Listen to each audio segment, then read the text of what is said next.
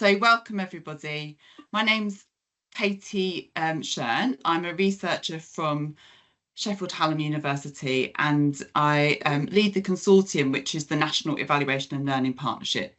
Today we're going to be sharing some of our findings on one of the conditions of change, community-led initiatives.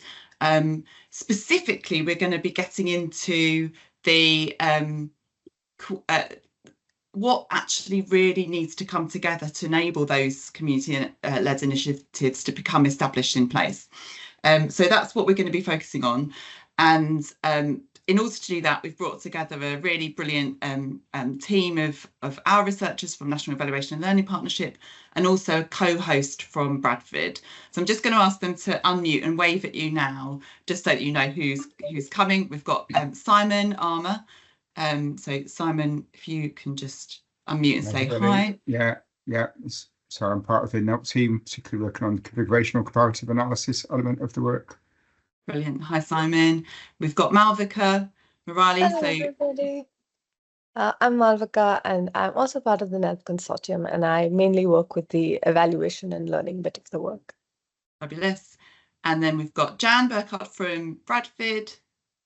Hi, I'm Jan. I'm the Knowledge Mobilisation Lead for Born in Bradford, and former director of the JUMP programme.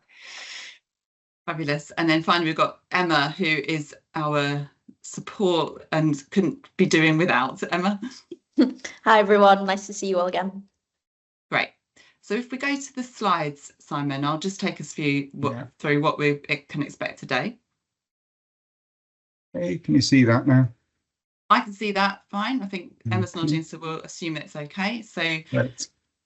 So let's just give you an overview of what we're going to cover in today's session. It's going to be a mix of presentations from ourselves, the National Evaluation and Learning Partnership team, building from the data that you've been sharing with us through your evaluation and learning submissions and your configurational comparative analysis, the system maturity survey submissions that people did in the autumn. Really, this is brought to life by Jan and Jan's presentation, which is going to show us some examples from the Bradford pilot. And then we've got time to discuss and have some comments and questions on that. In order that we can make the best use of those times when we're speaking in plenary, do use the chat function to offer your questions or your reflections or any examples that you've got as well. And then that helps us to really bring that to life in that session. We'll have a movement break, and then we'll come back for more sort of detailed explanations of change, which Malvika is going to take us through today. And then a session that everybody enjoys, where we have a breakout room, which you'll go to in order to really think about what you've heard and the extent to which you can put that into practice in your place or not, as the case may be. So it's a kind of opportunity to share and to troubleshoot with other colleagues from across the country. And everyone really enjoys that session. So do please come stay around for that if you can. And then finally, we'll sort of bring that together in a final plenary feedback and then explain the next steps. So that's what you can expect. If we go on to the next slide very briefly, so what we're hoping that you will take away from this session is a bit better understanding about the analysis that National Evaluation and Learning Partnership do, and also how that might be brought to life in an example from one of our place partnerships. And from our point of view, we're just really hoping that we engage in a dialogue with you so that you can ask us questions about our approach and ask us questions about that evidence that we've got, and we can really dig into it and provide you with more information which hopefully can aid your decision making in your places going forward. So let's get back onto the content for today, and hopefully you've all had a chance to just get into the spirit of the session. I'm going to hand over to my colleague Simon to take us through the next handful of slides, and then on to Jan. Thanks, Katie. So I'm just going to quickly remind people of that process that we've been through. and then very briefly touch on what we found through that process. So I'll keep this quite short. I think there's a bit of background noise coming in there. I don't know if there's a mic on somewhere. Great. So most of you are probably familiar with these, just in case not. These are our system maturity conditions for looking at how well places are developing along that place-based systemic way of working. And this is sort of the key element that we're sort of looking at today, really, is how do you actually achieve high levels of maturity in these conditions? And we subdivided those into the sort of foundational ones, the ways of working, the kind of settings or places that you're working, and how we actually sort of embed that learning process as well. So today we're going to focus particularly on supporting community-led initiatives.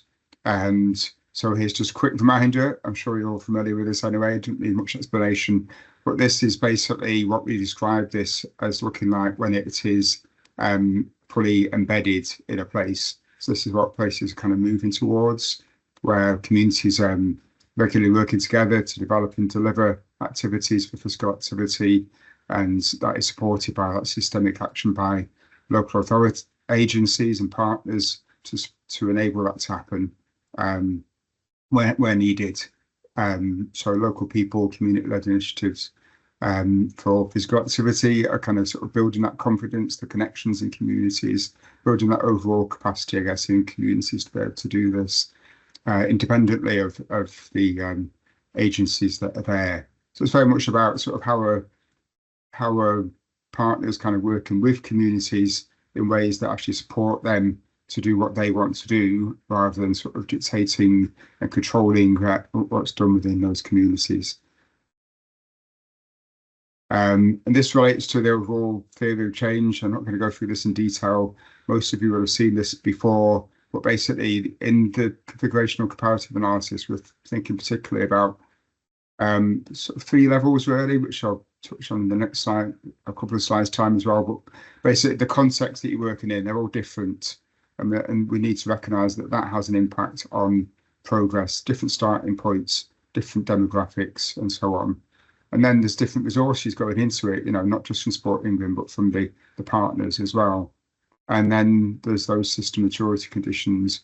And, you know, I think changing those is what we're understanding as a kind of short-term outcome, which is the focus of what we're looking at today, basically. So we've got a sort of 2 aspects that we're bringing together here today in terms of how we understand those pathways to impact. So the configurational comparative analysis is that systematic way of comparing across lots of cases to try and see what patterns seem to be coming out of that overall. So it's kind of quite a zoomed out view. And then we've got the evaluation and learning reports, which have got that much more in-depth analysis of what's happening. And we need both of these. We need to sort of understand the big pattern, but therefore once we understand why that's happening, then we need to draw on those evaluation and learning reports, where you've got that detail of description and so on. So what we've been doing is trying to sort of pull together some of that. So we've identified the patterns, then we've gone back to the evaluation and learning reports and said, okay, what are places that are doing well on this? You know, how are they actually describing the conditions that enable them to achieve that? Very quickly, a reminder of the data collection process. So we have those 10 context measures, which, as I said, is like demographics, deprivation levels, those kind of things. The resources going into the place and how they're used, and then 26 system maturity measures. So it's an awful lot of measures, and we've got 47 cases. So the number of combinations is absolutely massive. And that's why we need this software to help us try and make sense of this and identify the patterns in there. We went through this process of developing that system maturity matrix, which was very much iterative and working with places. Places then participated in the survey to give that sort of feedback and self-assessment. And then we went through quite a rigorous moderation process where we talked to each place about responses that are given, gathering more information where we felt it was needed, and then took a step back and kind of compared across places as well. So, you know, it is a 5 for community-led initiatives in Stockport, the same as one in Bradford. So we've got to make sure we've got that consistency across places. And then differentiating places into higher or lower groups. This seems like quite a crude thing, but there's quite a lot of thought goes into deciding at what point do we decide as kind of cut-off point for higher or lower, and that can vary from condition to condition. Then we do the eval C3, the software bit, that's to produce the patterns, and then really important that we're being out to places with the sense-making, regional sense-making workshops where we kind of share some of these patterns and get people to think about them and talk about them and share their experiences of those as well. So the key findings that we're focusing on today in relation to maturity of supported community-led initiatives. This is the kind of spread of maturity. You can't really see the numbers very well probably on this slide, but basically there's only one place that scored into that embedded level of maturity. But overall, we kind of split this group roughly in the middle. So let's click on there. So we put in this dividing line or dichotomization point, to use the technical term, between 3 and 4, and that gives us 24 cases in the higher group, 23 in the lower group. So we can compare which patterns are leading places to be in that higher group, basically. And what the software showed was these 3 conditions seem to be particularly associated with the outcome that we're looking at here. So most strongly associated is the one on the left, that building capacity. Places that build capacity tend to have more of those supported community-led initiatives, and hand in hand with that, but not quite so strong as the community perspectives, and then the processes to enable place-based systemic approaches. So we're going to talk much more about why that might be in the subsequent slides, but those 3 came out as particularly important in predicting whether you're going to get the outcome that we're looking for here, which is those higher levels, relatively high levels of community-led initiatives. We're still sort of talking about places kind of at the establishing level rather than necessarily totally embedded, just to bear that in mind when we're looking at this at the moment. One other point to bear in mind, actually, that's not actually shown in here, is that the time that you've been doing this was another factor. Now, that's not something that you can necessarily change. We can't go back in time, can we? But it is useful to bear in mind that achieving these ways of working does take time. And so places that were longer established tended to be towards the higher end. So I should have said on the last slide that that's the colour scheme differentiated those. So we're going to hand over to Jan now, who's going to talk a little bit about the work that they've been doing in Bradford and how that relates to supported community-led initiatives and the work that we've been just talking about.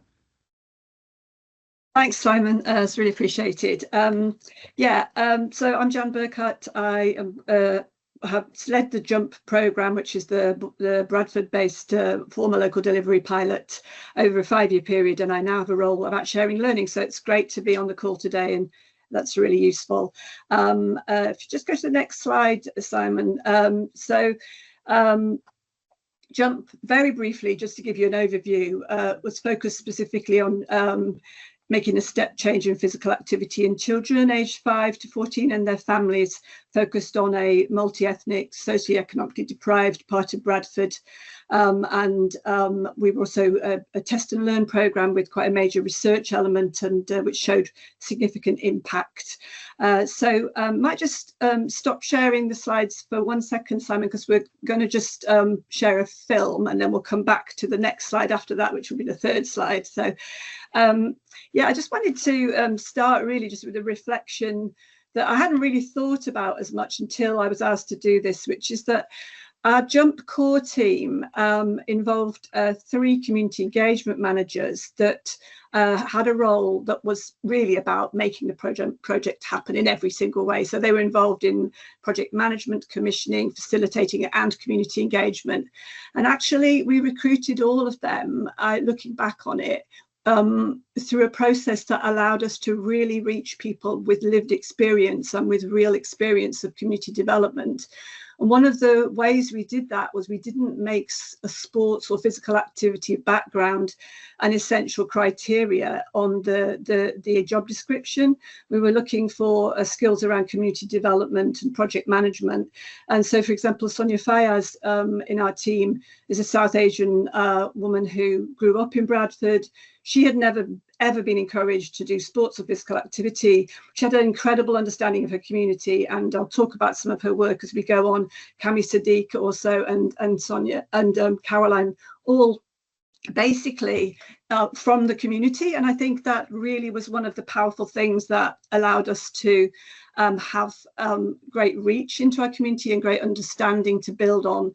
And I think the other thing was we really invested a huge amount of our focus was on building the capacity and the capability of local people. So, for example, there was a lot of inequality in physical activity. Through our data, we could see that South Asian girls, only 6% of them are active enough to benefit their health. So this was a real piece of massive social inequality. Even in a deprived area, you were seeing that. So we wanted to recruit and engage and build the kind of confidence and the capability, particularly of South Asian women, to be role models for our young girls coming through. So I'd just like to ask Emma if she would just share a clip from one of our films around our Jump Leads program. So Jump Leads was basically a young leaders program aimed at young adults to develop the next generation of sports and physical activity leaders. So we'll give this a shot. Can everyone see that video? Yes. Yeah. More confident to speak. That's it's the other video, the next one down on that page. Oh. Sorry. It's okay. So there's two on that section. It's the one called Sahar's story. Yeah, got it. Could you hear the video, the audio though when I shared it? Yeah, fine. That's okay. Great. Yeah, thank you. Joined Jump, I did a year of quite intense qualifications, and then there was another kind of 6 months where they support you to move on to do things by yourself. Now I have various projects such as my running, my litter picking, which all come under my CSC. The whole ethos of my group is inclusivity, taking part in fitness and environmental issues. So at the moment, we've got my group together, we are litter pickers. I try to encourage families from the local area to pick litter. And today we're cleaning the grounds of our local primary school and also the local mosque. Because those areas are so well used by the community, I just want them to be really clean. During my environmental litter picks, I feel so inspired by the next generation, the younger kids who might be 5 or 6. One of our youngest members is only 3 or 4 years old. And just the fact that they're so passionate about keeping their community clean, it's really inspiring. I want to be remembered for just trying my absolute best. I don't want to have any regrets. I don't want to ever think I could have done this. That's why I get involved with absolutely everything. There's so many mentors that I have from Jump, and you all know who you are. You've helped me set up my CSC and gain qualifications that I would never, absolutely never have gained by myself. Jump, jump, jump. Yeah! Thank you. That's great. So that was one of the programs that we commissioned. There was a number of different Jump Leads and Jump Leaders sort of programs, and I think get a feel for just the power of the work in terms of that CIC. Sahar's CIC is still running. She's still making lots of stuff happen, and that's after any funding is going into the system. So Simon, would you be all right to share from the third slide again, if that's possible? So coming up just slightly into another layer of the work that we did. Now, I'd like just to talk about our local action groups. So while we absolutely recognise the strategic work was critical, actually working at a neighbourhood level was something that we think had one of the biggest impacts. So we had 8 neighbourhoods, we brought together 4 or 5 schools, a faith setting, and we really looked for those community organisations that had great connections and reach into the local community. And we actually, on the next slide, you can see that we went through a process of mapping and looking at what are the assets in the area, and particularly focusing on who are the people that can make a difference. And we actually weren't working around, oh, let's have a neighbourhood that's a specific ward. We were looking for a recipe for success, and having a really strong community organisation, a voluntary sector organisation, was one of our criteria, one of our starting points for how to make this work actually sort of land well. Next slide, please.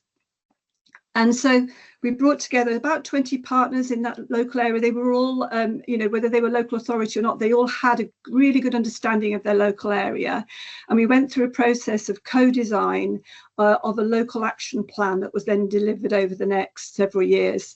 Feeding into that was children and families' voices, because our community engagement managers were out all the time, really feeding in that actually direct insight from our children and families into the process.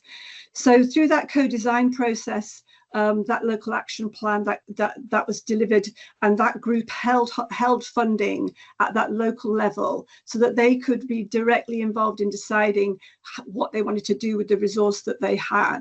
And actually it was quite relatively small amounts, went a really long way, because they had really good reach into the community to know where they could effectively invest money and make a difference. But that also just sort of built incredibly strong networks. So if we just go on to the next slide, I really believe that the whole is far greater than the sum of the parts, and that interconnections across the system of those local action groups was really, really important. And actually a lot of those groups, those connections have continued long term. We're still seeing those groups meeting, sometimes around other issues, sometimes still around physical activity, but that connection is really important. Next slide, please. So I just want to talk a little bit about some of the structural inequality that we had to grapple with, and over the time we really found solutions to. So the first thing was that we were an NHS based organisation at that time, and NHS procurement is very technical and quite slow, and quite off-putting for small community groups, because it's quite a technical and difficult process.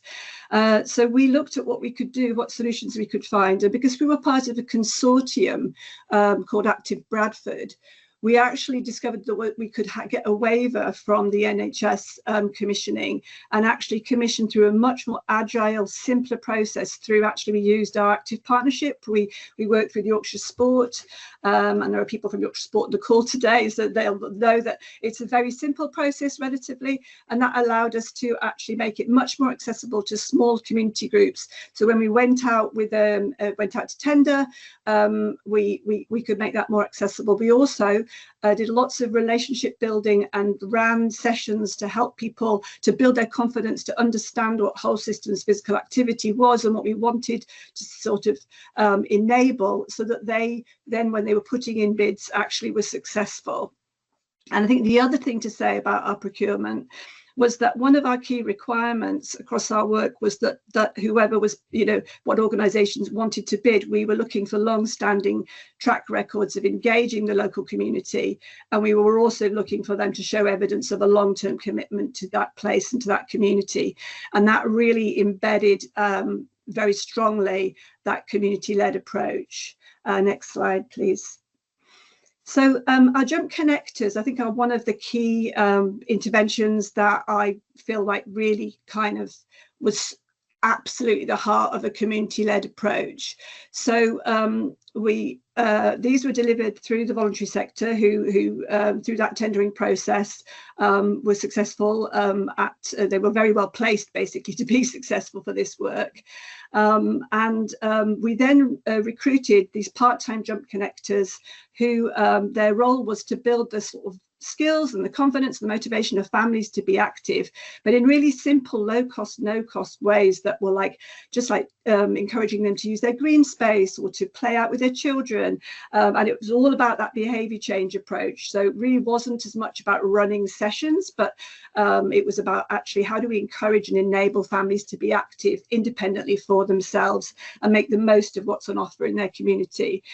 And the majority of our jump connectors were local people with no backgrounds in sports or physical activity. They were local mums or community workers who were already from the area. They knew their community. They were well trusted, and they became really passionate about getting children active and found some really creative ways. So Loretta, for example, one of our community engagement managers, she jump connectors, she came up with this idea of these chalk walks, so literally marking on the pavement with chalk, and then like doing routes from schools to parks so that people would follow the trails. And there was a lot of creativity and sort of just very simple ways to encourage families to get outdoors and get active that came from those groups. And again, because a lot of them were already embedded in their community, and because they also, some of them had other roles alongside this, they're still there and they still have that passion for physical activity. So the work has been very sustainable, as well as the fact they were obviously using a behaviour change approach. So that actually also is showing good sustainability. So that was our jump connectors. Next slide, please. And finally, I just want to tell the story of Kashmir Park, because I think that's some sort of really good example of the kind of power of community engagement and community co-design. So we had the opportunity to develop a green space, and we wanted to really co-design and develop it with children and make sure that they were at the heart of it. So if you could move on to the next slide. The area that we were working in looked like this on Google Maps. You can see it's highly densely populated. There's very little gardens, and just in the top left corner you can see a green space. That space was completely fenced off. It was a real source of fly tipping. It was absolutely like, just full of rubbish. And there was a lot of cynicism from local partners that, this is primarily Kashmiri community, they won't look after it, they won't care, they're not interested. And we sort of really fought to say, along with Sarah Ali from the design team, actually, we believe we can really get our community engaged with this space. And so we got the go ahead to develop a green space. So we worked with 4 schools, and about 40 children were involved in literally being involved in what helps you be active, what do you, what makes it difficult, and what would you like to see. And they knew that it had to be, realistic of our budgets and stuff. And we did work with Sonia Fayaz, then went out into community, talked to lots of people in the neighborhood. She spoke Urdu and Punjabi, so she again knew that community well and really engaged them. We came up with 2 designs, and those 2 designs were put out to the next slide, please, to the community vote. And over 2,000 people voted in this vote. That was actually more than in the local elections. And I think it really shows that if you can do it, if you can get that engagement, people really care about their children and they care about green space and they want to be involved. Next slide, please. So this is Kashmir Park, as you can see, very simple. It's a nature play area. The council really were like, well, we've got no money for maintenance. We can't really do this, but if you can find a way to make it low maintenance, we will. So it's very much stone and earth mounds and some trim trails and a very rough football area you can see there. But it's incredibly valued by the local community. We still don't have a formal maintenance agreement in place. So a WhatsApp group that brings that set of local people together, they just litter pick it, they look after it. The council, just all they can do really is cut the grass, but it is absolutely used the whole time. And it's made a really big difference in that area where most people don't have gardens to have that access to green space. So yeah, that community-led approach, I really absolutely believe it's so important. Next slide, please. And just to say, we have, as part of my new role around sharing learning, developed a resource hub, and on there you can see the whole of that film that we showed you a clip of, and other films about the work we've done across the 16 work streams of JUMP. So you know, and we're doing a lunch and learn in September, but hopefully that gave you a bit of a picture of the community-led approaches that we took within JUMP. Thank you. Fantastic, Jan, thank you. And I really like the way that you referenced so many of your fantastic colleagues in Bradford and the local volunteers as well, because it really is quite a fantastic you know, group and wider network that you've built up. So I'd just like to invite any questions from the floor to, you know, specifically to Jan, to either help to clarify some of what she's said and give her a bit more chance to explain it, or to ask, you know, advice or thoughts or comments, anything that you like. Does anybody want to unmute and pose some questions to Jan? Jan, I just had one quick question. Sophie from Energize Me. I've lost track, sorry, of the timeline. So how long did that whole process take between, you know, trying to find the right people in community, to activating the workshops, to holding some of those consultations, to then getting the park in place? Just trying to build a picture of how long that took. Yeah, with Cashmere Park, I would say it was about a year. So I would say the community engagement was a good 6 months. I mean, you know, I think there was a bit of a pandemic element somewhere in the middle of that, but I still think that was probably a realistic time frame. It might have been slightly more to the point of actually fully completing the park. I have to dig back in my brain. And in terms of the local action groups, what our time frame was more or less a kind of 3 or 4 months mobilization, then a sort of 2-year period on the plan, and then we had this embed and sustain phase afterwards, which was actually, I think, really helpful, where we continued to work with them to look at how they were going to sustain the work and sort of keep going beyond the kind of injection of funding that they'd had earlier on. And I think so sort of that was again probably a 2.5 to 3 year process. Yeah, thanks, that's a good question. Is that a surprise, Sophie, that length of time? Does it feel what you're expecting?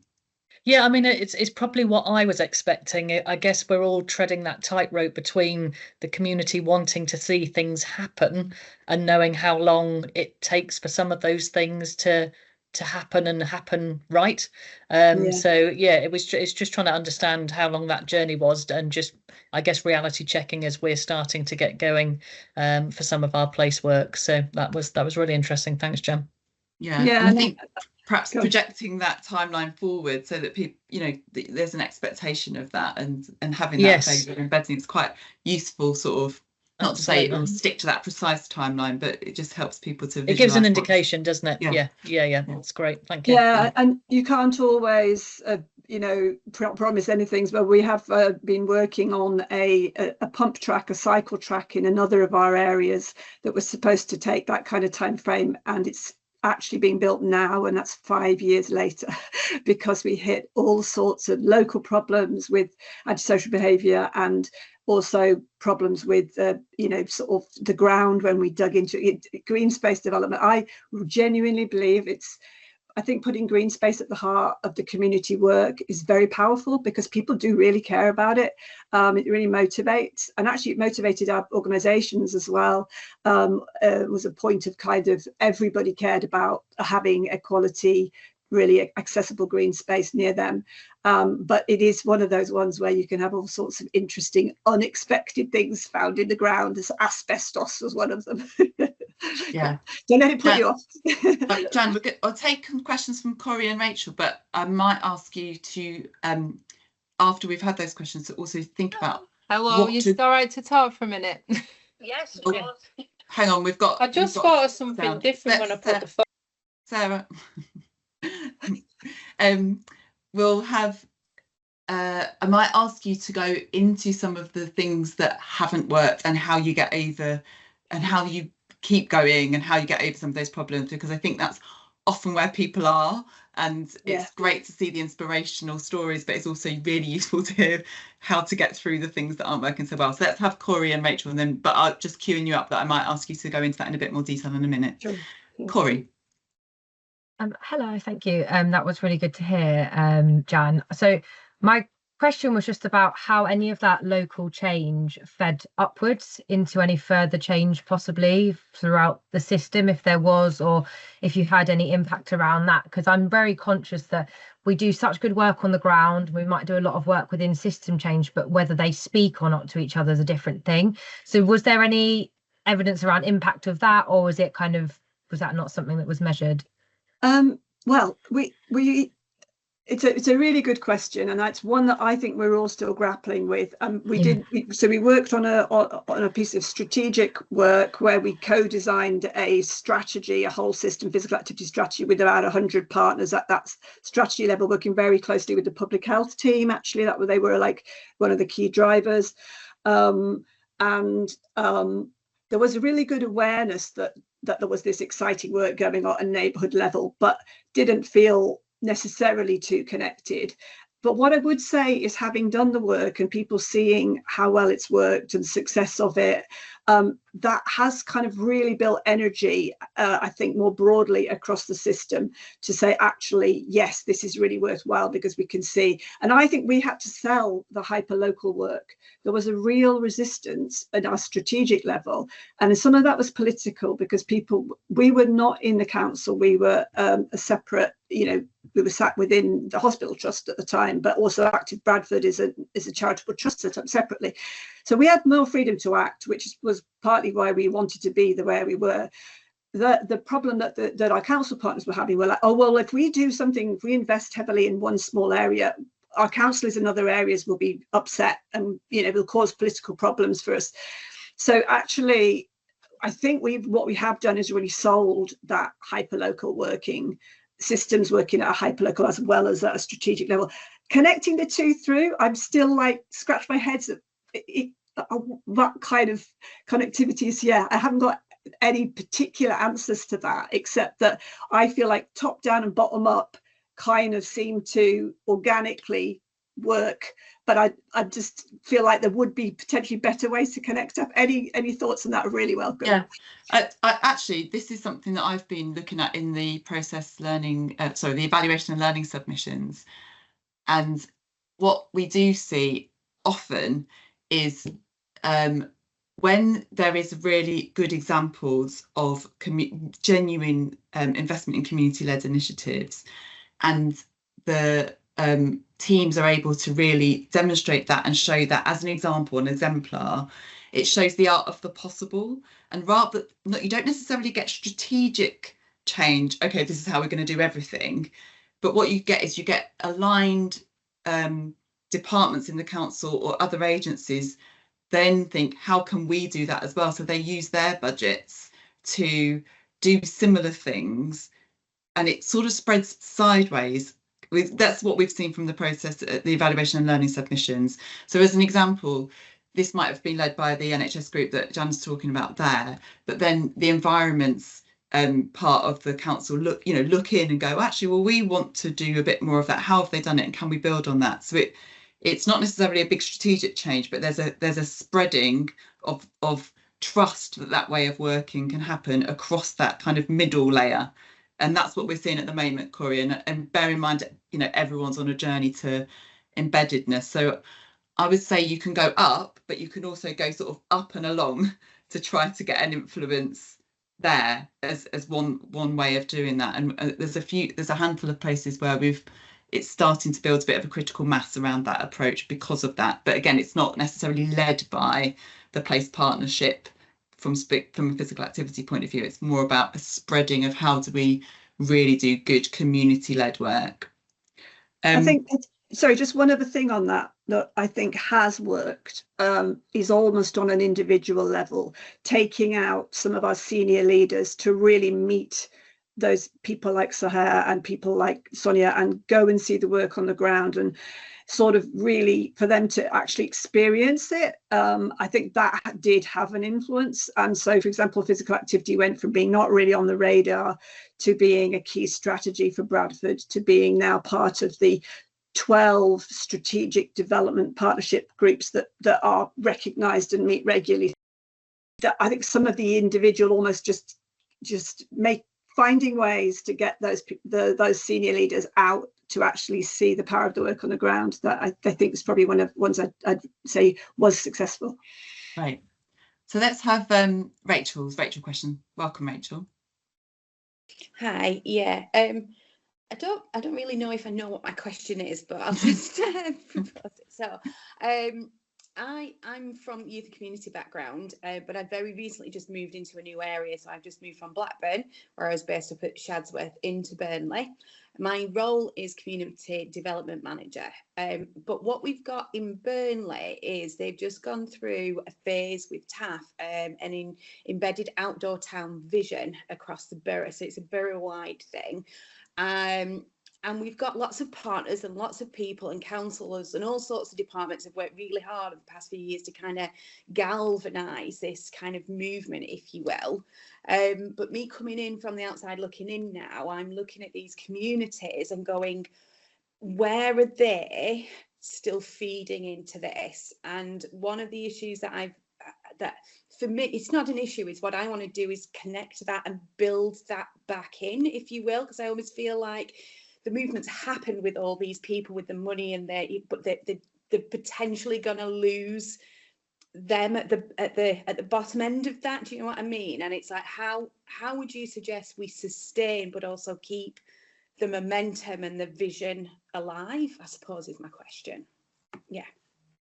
Yeah, it's a really good one, Mike. I think that thing about you can have an organizational level engagement where you've got people who've got, like the capacity to make things happen, like in our local action groups, you'd have maybe some people from youth services, from neighbourhood teams, from parks, from alongside schools, but that next step to make sure it really is genuinely connected in to actual people living in the actual area can still be a blocker, can still not actually be happening. For example, we realised that our schools were generally sending along teachers.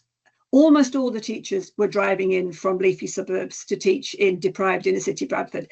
They actually didn't have a lot of reach in understanding their community. And it was only when, for example, we started to say, who within your staff literally lives locally and is involved? Can we bring them into the group? Because they will have better links and better community voice. And I think lots of things where we did a lot of work putting on fun days in parks, really simple things that got people physically there, and then finding some of those community activators, those people who wanted to get involved and starting to get their voice much more fed in to the process. Those where we had strong voluntary sector organisations, almost all of them were working in this way and working closely with them. They had that reach, much more direct reach to people who actually live and are actually genuinely in that neighbourhood. Where we didn't, so we took a risk with one area where we didn't have that. It was a lot harder, and I hand on heart, because it takes years sometimes to build those relationships. So it's not a quick process, and particularly where you've got distrust or communities that feel they've been let down in the past. They may go, well, people are always asking us what we want, it never happens, and that's like a real challenge. And I think if you can demonstrate, you said we did as much as possible, you start to build that. And as I say, certain things like green space developments were particularly powerful. That's having a focus to build that relationship right into the actual community. I think that was one of the findings for us, and it's come through in the research as well as actually people being active through using their local green spaces. It seems to have made an impact on weekend physical activity levels in the data we're getting. Does that, Rachel, is that in any way helpful? It is, yeah. It's one of them, isn't it? I think we go through these big loops and you get the success, and I think it's just about then going back to that almost that starting point again to kind of bring it back round. Yeah, absolutely does. Thank you.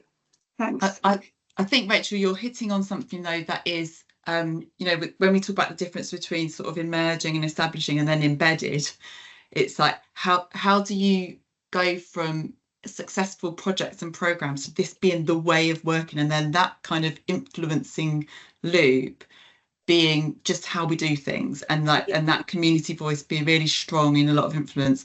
But you know, that to be honest, I think that is the leading edge of this work. And so you're asking the right questions and thinking about the right things, and you know, we're looking for those examples together in terms of how that really does feel fully embedded and sustained.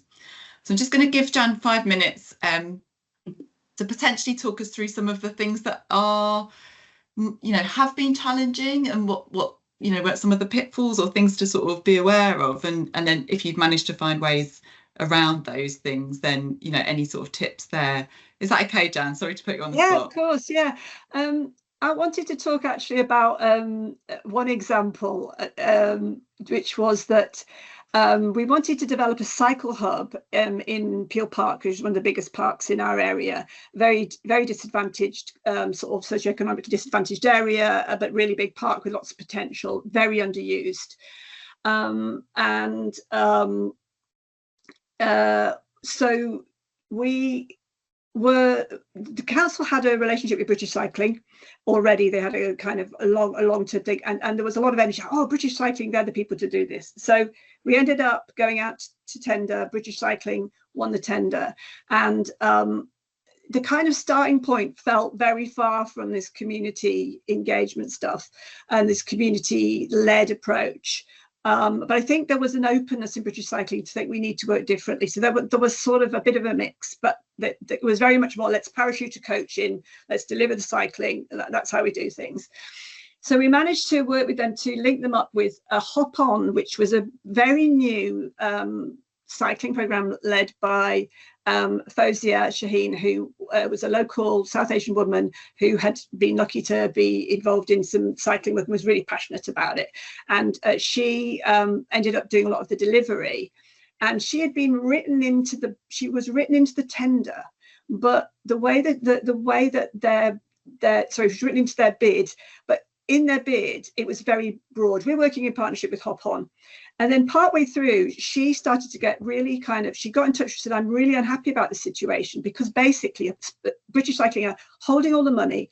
They're kind of giving us little dribs and drabs. They're not telling us how much we're getting. And it feels like all the power is with British Cycling, and we're just being kind of exploited because we've got the local connections and we can work with our community. And they had, you know, doing fantastic work. So they had like, you know, one of Thursday's big things is women can ride bikes in full hijabs. You know, there's no reason why they can't. And this was something British Cycling had no experience of. They were like, oh, we don't know how to do that.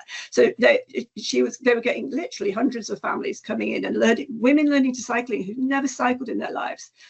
But there was this tension, there was this real tension. So we started to kind of like really explore that, and we realized that we needed in our next round of tendering to actually say, right, if you put someone in as a partner in your bid, it needs to be very clear how much resource they're getting and what it is they're doing. And this should be an equitable relationship. And there needs even to be written evidence that this partner is actually a partner, and you haven't just stuck them in because it looks good, that you've got some local person involved, some local small scale organization involved. So we did that. And in the second round, actually, we'd worked with Fawzia. She'd come on the training. So we have this children and families training course around whole systems, physical activity, which we're actually sharing with other areas in Yorkshire at the moment to see if it can be useful to other areas if you're interested. But she went on that, so she had a better understanding of some of the language around this whole system working, so that she then actually said, do you know what, we're going to lead the bid. And they actually bid as the lead organisation, and British Cycling, who'd really got their heads around this, came in as a support partner with a much smaller financial envelope than Hop On. And Hop On are now running that cycle hub. They've kept it going beyond the funding. They're finding other ways to resource it. So yeah, that was like a real learning, and it changed our practice around our governance to make it much more equitable. And so there's sort of structural inequalities that we were kind of part of, really, you know, as recognizing that, I suppose. So yeah, and I suppose the other thing to say is that, you know, in terms of, you know, Bradford is very ethnically diverse. And we have worked very hard, you know, off the back of Black Lives Matters and other such things, to really say, how does our team, do we represent our community? Are we genuinely, like, you know, tackling those structural inequalities?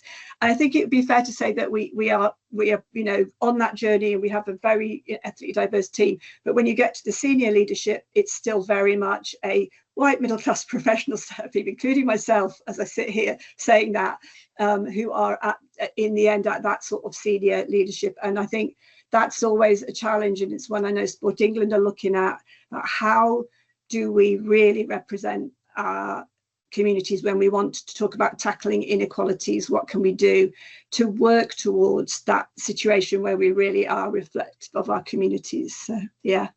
Dan, that's been fantastic and really rich examples. I really appreciate the time that you've given us and the group today to do that.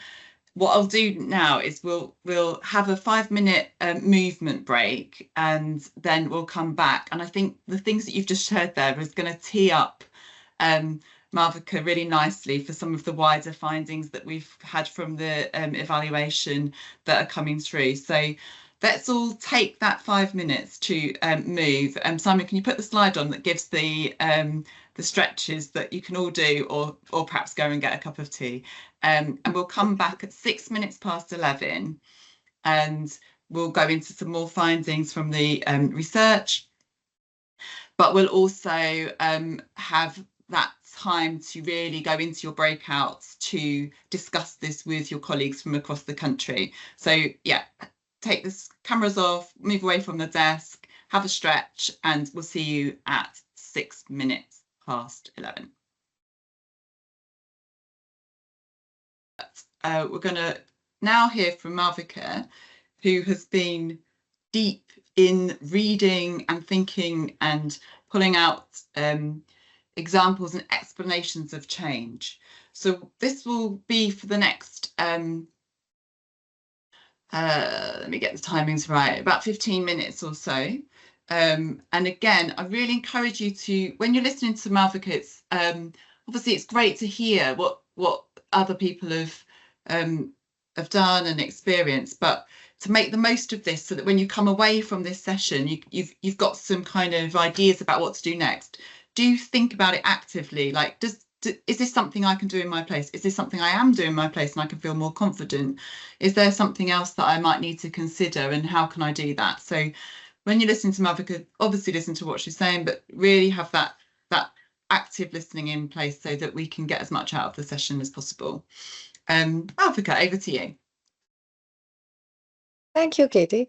Actually, Simon is going to do a little bit of an explanation before I start speaking. So Simon, over to you. Simon. Yes, yeah. Thank you. Yeah, just a quick reminder, a lot of you will have seen this or similar diagrams if you went to the sense-making workshops. This is still a simplified version of what comes out, but tells you a little bit more than the version that I shared before Jan was speaking, but it's the same information basically. And the really important thing you see on there is that you know, the first condition that seems to influence the outcome, 6B being the outcome in the dark blue there on the right hand side, is that the building that voluntary sector capacity and capability is that the strongest single predictor, not only when that's combined with community perspectives and those processes, that gives a very strong prediction of actually getting the outcome that you're trying to achieve, the higher levels of community-led initiatives. But also the converse of that applies very strongly as well. So places that didn't have that, very rarely, I think there's only 1 or 2 cases that didn't show strongly on capacity building that still achieved the outcomes. And interestingly, those tended to be more affluent places, so maybe there's already a lot of capacity within those communities, but we're going to look into that further. So we took that to the sense-making workshops. It's just one of the workshops that looked at this one, actually, which was the Yorkshire and Humber one. And but there was quite a strong resonance here. People felt that this made sense. It kind of, confirms with their existing understandings of the importance of building that capacity and working to address those barriers, both those barriers to being active, which we need to understand by talking to people, but also those barriers in the form of those processes like Jan was talking about, thinking about how we're funding places and commissioning and all those kind of aspects as well. And those are obviously really important to it. There was what some people suggested, that the order of this, the diagram tends to suggest a sort of directional flow, obviously, but what is it showing is actually what's most important to less important. So it doesn't necessarily mean that it's that direction. So it could be that places that value those community perspectives are more likely to actually be motivated to realise that they need to build that capacity, and also change those systemic barriers, within the way the local system is working. And equally, it could be that these things go together anyway. That places that tend to invest in capacity also recognise the need to actually listen to their communities. So we're not saying that there's definite causal things from there, but what Malvika's been doing is actually going into the depth of those evaluation learning reports to find out what mechanisms might be taking place and how these conditions might interact with each other. And she's going to share that with you now. So I'll hand over to Malvika. Thank you, Simon. That was very helpful. So, sorry, I can't see the screen, so let me know if you've moved to the next slide. Okay, perfect. So this bit of the talking bubbles, I'm sure some of you who attended the last one would have seen a very similar structure that we followed. So essentially the idea behind this was to sort of think about what does an illustration of doing this kind of work look like? And this is not based on real quotes. These are just some quotes that we have sort of illustrated. Think about what would it look like when we start working in this way, when it is emerging and is establishing, and also once it's actually embedded. And all of this is based on the 3 conditions that Simon just spoke about. To recap, which is VCFSC capacity and capability, community perspectives, and processes that facilitate place-based working. So this essentially is kind of showing what the journey that many partners and residents go on when you're talking about supporting community-led initiatives and when it starts taking root. So we've used the language of emerging and embedding to show how different conditions come together over a period of time. So at a very early stage, people are very eager to contribute. They know their own communities. They have knowledge about their own communities, and they have enthusiasm to want to shape and help what happens. But they might not necessarily have the connections or the infrastructure or the confidence to help lead this. And this is where the different types of support come in. And one of them is building capacity and building relationship and building skills. So then we start to see movement happening when there are opportunities for people to build skills and build relationships, and communities get recognized as not just people who are recipients, but also leaders and who help co-create the entire process with them. And by the time that, these processes start shifting from something that's emerging into something that's embedding, there's sort of a change in language that we tend to see, which is, people start talking about, oh, this is our network, these are our priorities, and this is being run on our terms. So they're sort of describing the service in a way that reflects what the community wants and in a way that talks about their own ownership and their own investment in the project, which gives people, confidence and ability to make decisions as a collective. So just moving on to the next slide. This slide mainly talks now about what are the key conditions that underpin what we just saw before. And all of this comes directly from all of the configuration work and the analysis and reporting and mapping it onto the 3 conditions.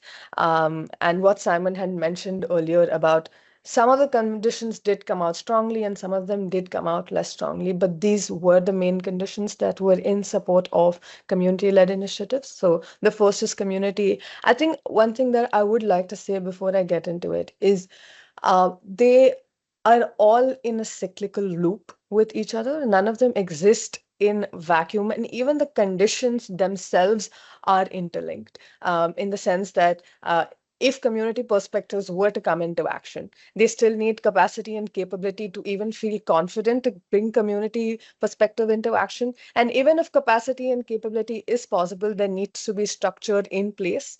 And even if there's structure in place, we still need people's enthusiasm and perspectives to come in. So all of these are a way to show that all of the conditions are interlinked with each other and trying to understand what are the main conditions that we are going to be looking at today. I think we can move to the next slide. So this is a specific example that's been taken from one of the many reports that I have analyzed and looked at. This is specifically from the Hackney report.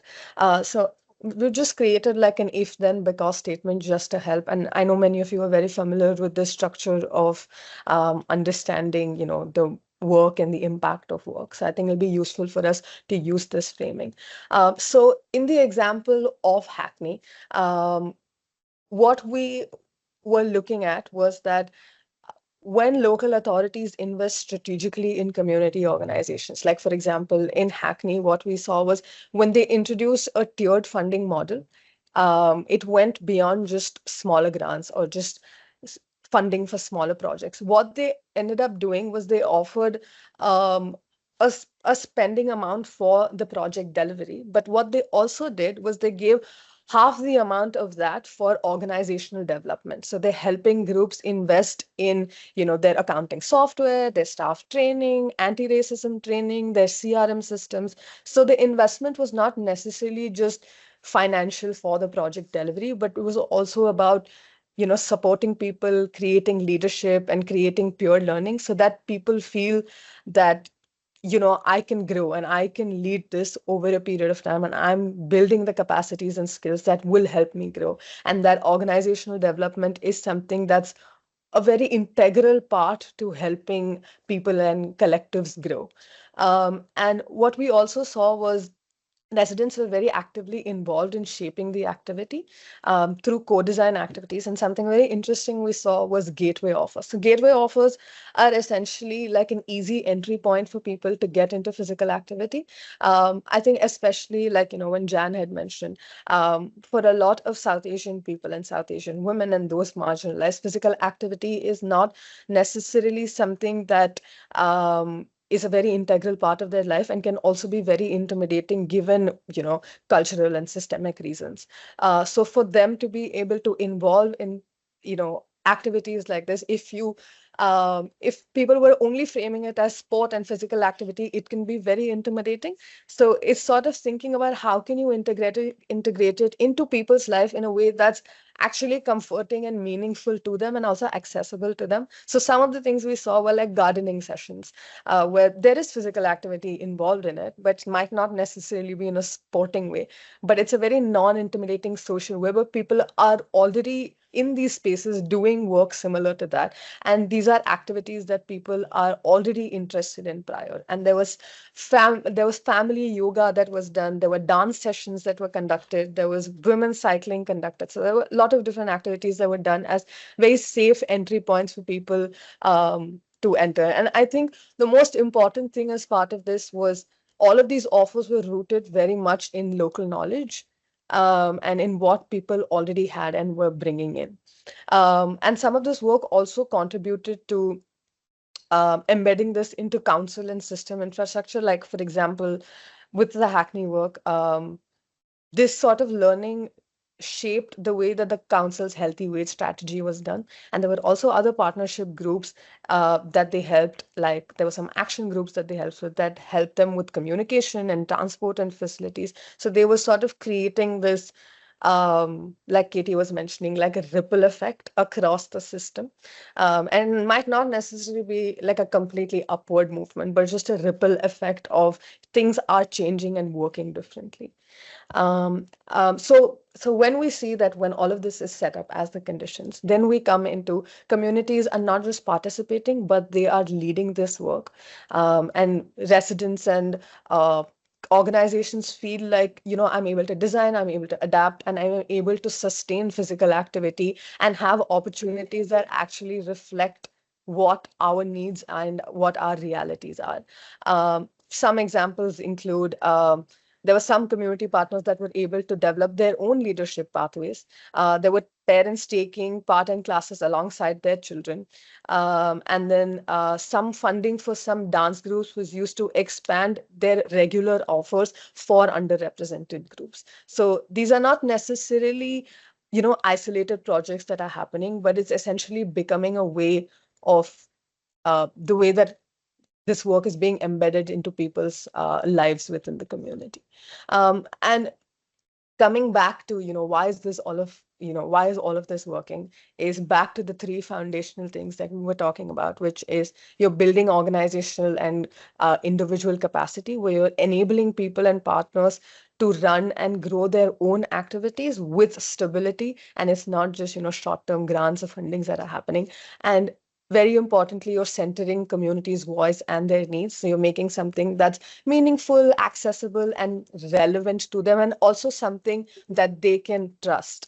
And finally, it aligns with the wider system, which is changes being supported by different funding models, different policies, and different structures, so that the capacity and community voice can grow into something that's bigger and something that can be locally owned and something that lasts for a long time. Can we move to the next slide? So this slide is a more zoomed out view of the example that I gave above, because that was a very specific place example. This is the key points that came out from the research of the supported community-led initiative specific condition. And we essentially looked at 6 main key points that came out of this work across the different reports that I have now read. The first one is the importance of relationships before the delivery. So essentially, it means you're prioritizing relationships before you actually deliver the work. So there were organizations that we saw that were focused very much on listening and trust building and repairing some already strained relationships, like some council community relationships that were a little bit strained before actually scaling their activity. So you're essentially creating this sort of relational foundation where you're not thinking, where people don't feel like this is a very transactional process, but this is a partnership and there is a shared purpose between you and me, and I'm able to do this along with you and co-create as we go along. Another thing we saw in trusted collaboration and trusted relationships was tapping into communities and organizations that already have an influence and are already embedded within the community. So these are, individuals and groups that the communities already trust in. So you're essentially giving it credibility, and also you're being responsive to what people trust and what people would like to be involved in. And these individuals and groups essentially act as a bridge between communities and the statutory systems, so that you're enabling participation that's actually co-owned by the communities. There's also been a few examples of a shift happening from like a directive leadership to more enabling roles, where the larger organizations or those who have power over decision are taking a little bit more of a step back and are becoming more of an advisor and a broker, rather than being the ones saying that, this is what is supposed to happen and this is the funding that needs to happen. And I think this sort of evolution is really important for fostering independence and for leadership to emerge. There are still, of course, some challenges that still remain because just of how systems are structured and created, and it takes a very long time for those structures to change, that there are still, larger organizations that continue to hold decision-making power over, timelines and resources specifically. Next one is meeting people where they are at. So this speaks about participation is not just about, offering activities, but it's about making them accessible, appealing, and meaningful to people. And this speaks back to the point about gateway activities that provide, a space that's non-intimidating and an entry point for people. We also saw that some of these places were paired with, other offers, such as free meals or childcare or reflection time. And this was very useful for especially those who are excluded generally from traditional sports offers, like carers, women, and people from marginalized communities. The next one we saw was governance and structural clarity. So one of the things that felt really important is that even if people had a lot of enthusiasm and the want to be a part of these, and the skills and confidence and motivation to contribute, without a governance mechanism and structure in place, it becomes really difficult for these processes to continue. And sometimes this sort of withholds the momentum and it sort of stalls the process. So it's really important to have these structures in place to be able to harness that, enthusiasm from people. Another thing we saw was catalyzing collaboration, which is essentially bringing people together to reflect with each other and also connecting them with other communities, with other partners, people doing similar work. And you're sort of giving them a space to say, we are introducing you and you can connect and you can create these platforms that you can reach out to each other with and you can learn from each other. And you're sort of creating an infrastructure where you can do shared problem solving. And finally, the last thing we saw was personal growth, that this is not just about collective growth, but also it's really important to individually think about how can people's capabilities specifically to an individual help them feel supported and have ownership. Like in some youth sports program, for example, there was some combination of mentorship as well as personal development plans that saw like behavior changes within children, like improved resilience and emotional regulation, etc. So it's also equally important to recognize that personal growth is as important and individual confidence is as important. And lastly, this is something I'm sure everybody has come across, which is that short-term microgrants are not the only thing. And that's important. And there has to be recognition that an entire organization or an entire community needs to be supported through all of the work that they're doing and not just a project that they're delivering. And it's really important that operational costs, for example, are very essential to the mission and they're not just an extra cost. And that, supporting these operational costs really help in community organizations being able to tap into that long-term transformation. So yeah, these are the main 6 things. Moving on to the last slide. So just to bring everything together. So I think Katie, you're on mute. Malvika, what I think we'll do is just so that we've got enough time for people to have a really good discussion in their breakout groups, and because there's a lot of information that they've got delivered so brilliantly by yourself, what I think we'll do is we'll pause here to go into those breakout groups, and what we'll do is we'll post this summary into the chat so that they can reflect on that with those discussions, because I think we need that 20 minutes for people to have that discussion with their colleagues there. So thank you so much. That's really lovely to have that brought to life. And I just want to highlight how important it is that when we get those reports, that they've got that rich detail and that explanation, because then our colleagues, myself and Louis and Malvika and many others who've been involved in reading those reports can kind of bring out all of that detail. So just a little plug to remember with your learning reports to give that detail. Thank you, Malvika. So we're going to just move into our breakout discussions now, and we're going to post these questions into your breakouts. I just remind you, when you go to your breakouts, just have a little look around the screen to see if there's something which says enable audio, or that that you need to either check or uncheck so that you can speak in those breakout groups. And we've got that opportunity in those breakouts now to share your own experience of where you've worked with communities, and if you have, if you've got to that point of maturity in your work at this moment in time, to kind of really think about that precursor of sort of the capacity building, and also around the being able to sort of share those community perspectives and how that might then lead on to thinking about explaining how that might then lead on to genuine community-led work that we've heard today from Malvika and Jan. So Emma, are you all right to put that into the session now, and we'll have 20 minutes, so we'll bring you back at 11:50. Do you make sure that everyone has a chance to speak who wants to share their examples and their stories? Is that okay, Emma, to bring those breakout groups on now? Thanks ever so much. I know there were still some sound issues, so we had an impromptu breakout in the main room, but I hope that everybody else was able to enjoy their discussions. We've got about 5 minutes before we're going to share an evaluation, you know, to get your feedback on this session. I'd like to spend that last 5 minutes doing that. So is there anybody would like, I don't think we'll have a chance to go around all of the groups, but was there any kind of key reflections that people would be willing to share, just one or two from those group discussions?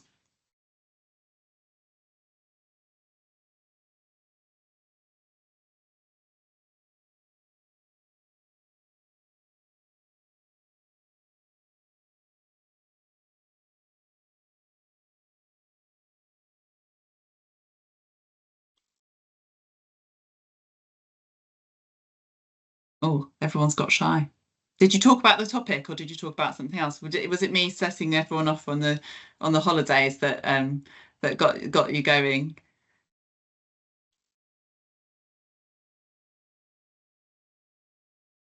Thanks, Hunter.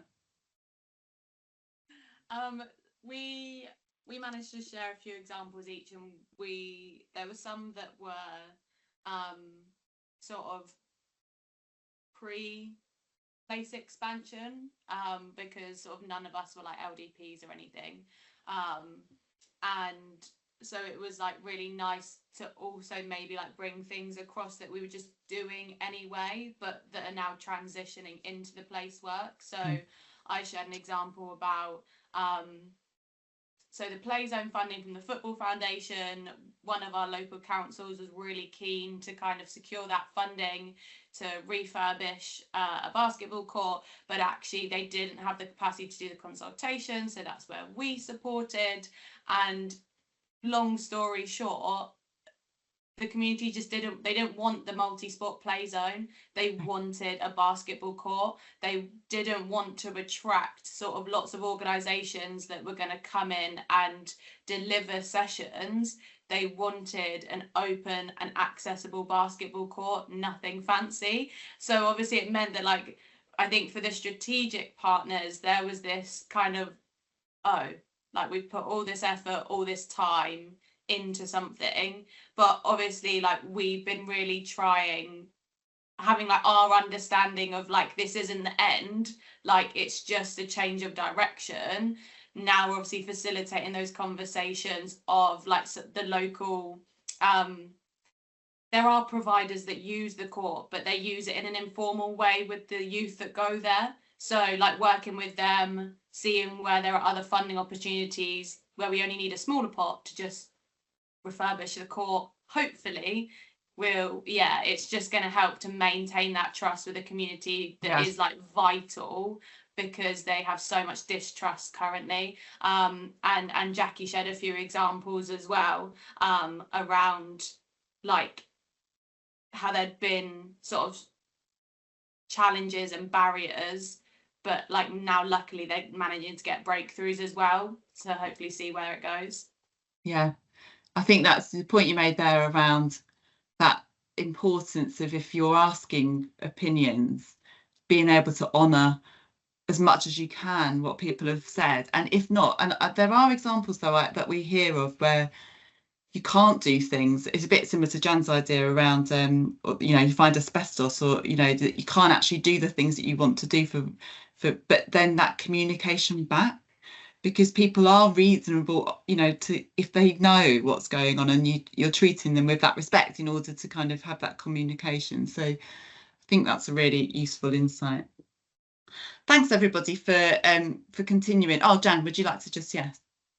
Oh yeah, just wanted to say I'll stick my email in the chat. If anybody would like any extra support, particularly in relation to children's and whole system working, but just generally, if you, I've seemed to be asked recently quite a lot just to come and talk to a group to try and inspire a bit of like, wow, this is interesting, we want to do this. So just to put the offer out there to you guys, I am funded by Sport England to help the next phase, so do feel free to get in touch, and it's great. Thank you for the discussions. We'll manage your diary, Jan. I feel like you might be in high demand after today. So thanks ever so much. What we're going to do is just post in the chat, and we would like to finish the formal session now, so that we give you good 4 or 5 minutes to provide us with some feedback in a Padlet.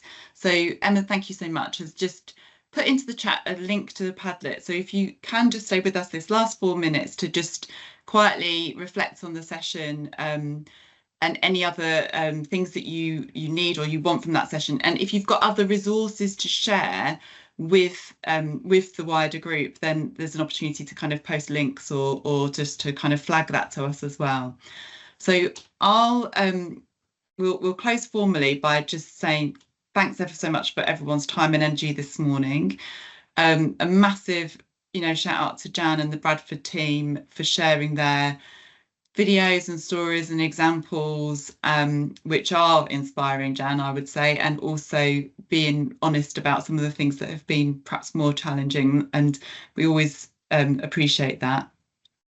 Malvika, for sharing with such passion, you know, your analysis of this work from the evaluation and learning submissions that we've received, and you know, we really feel so blessed to have you with us, and that if we asked you any question about it, there was so much more detail that I know that you can share, and so I'm sorry to cut you off earlier, but it's really great to hear all of those stories brought to life. Simon, thanks as always for sharing the models and taking us through that, and Emma for helping us to produce. So thanks to you all. Please do spend just that last 3 minutes giving us some feedback in that Padlet. But once you've done that, then do feel free to jump off the call, and I will see you all after my holidays. And I hope you all have a good break yourselves, or if you've had one that you've come back refreshed.